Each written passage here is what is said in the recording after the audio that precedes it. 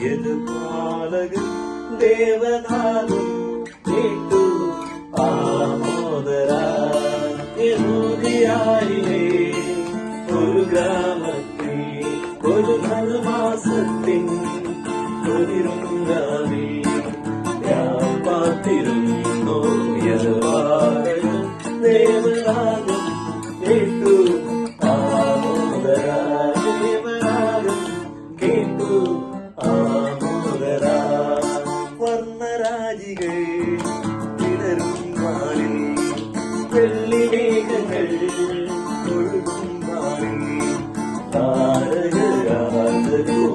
താരകുമാരിയോടൊപ്പം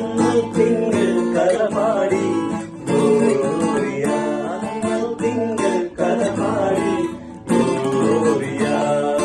ആരും തന്നെ നോക്കി